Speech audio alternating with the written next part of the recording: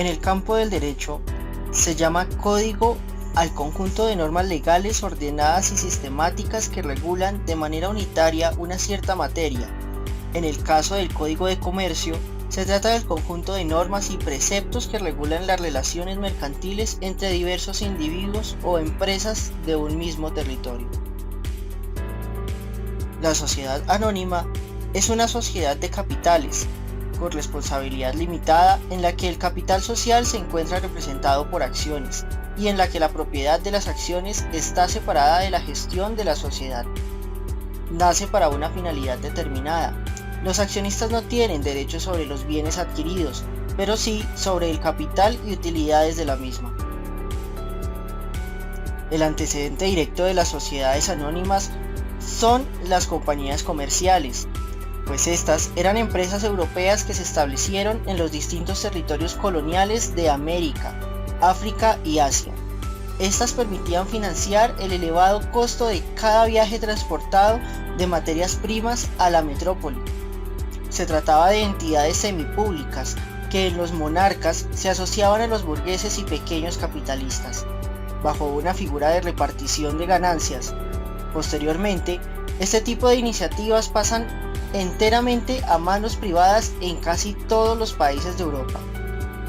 El modelo a seguir era la Company Act inglesa en 1862 y el Código de Comercio francés en 1807, fundado los postulados básicos de una sociedad anónima. Primero, debe tener un mínimo de accionistas, el cual está contemplado en el artículo 374 del Código de Comercio. También debe tener capital social, contemplado en el artículo 375 del Código de Comercio. Además, el capital de la sociedad anónima se divide en acciones de igual valor, que se representarán en títulos negociables. También contiene capital social autorizado, suscrito y pagado.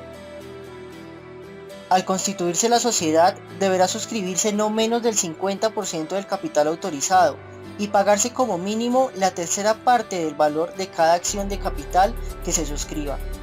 Al darse cuenta de conocer el capital autorizado, se deberá indicar la cifra del capital suscrito y la del pagado.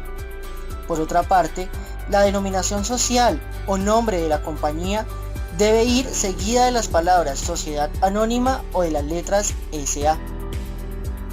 Derechos de los propietarios.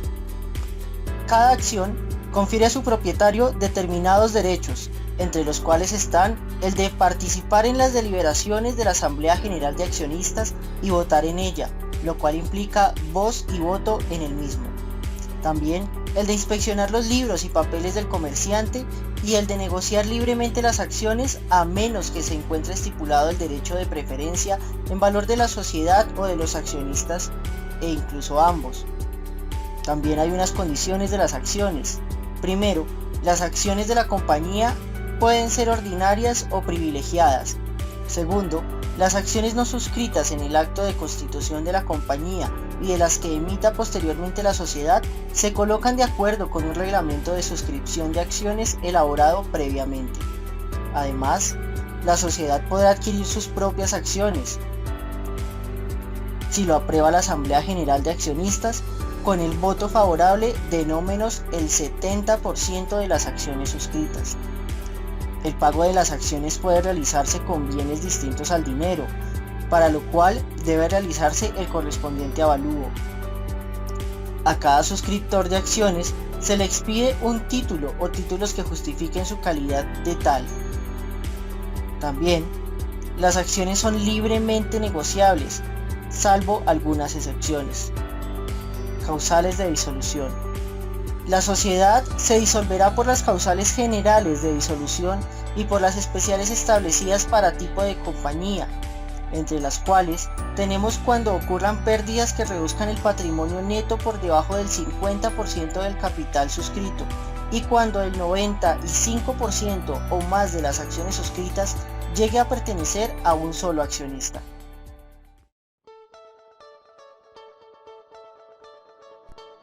La sociedad anónima es una sociedad de capital, ya que aquí no importa quiénes son los socios ni la educación de ellos.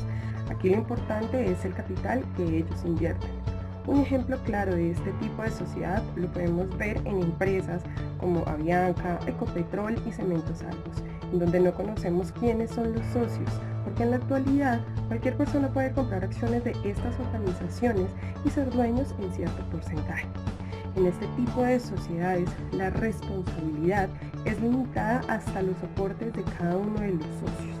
Hay que aclarar que ellos no tienen derechos sobre los bienes adquiridos para la organización, sin embargo, sí tienen derechos sobre el capital y las utilidades generadas por el negocio.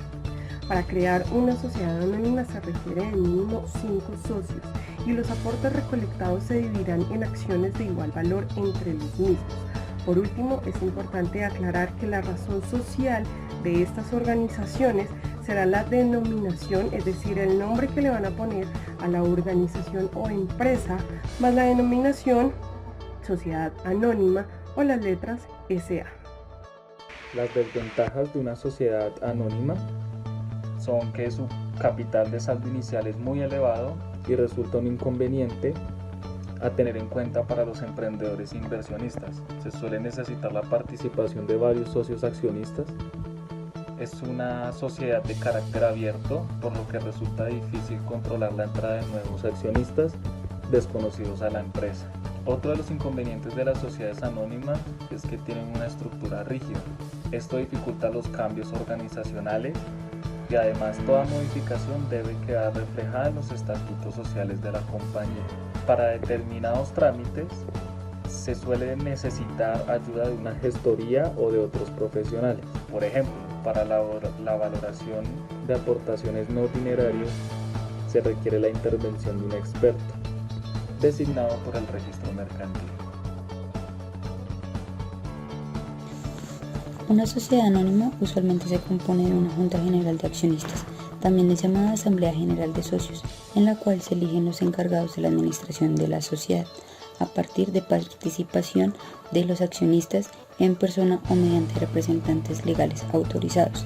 Es la institución de mayor jerarquía en la empresa.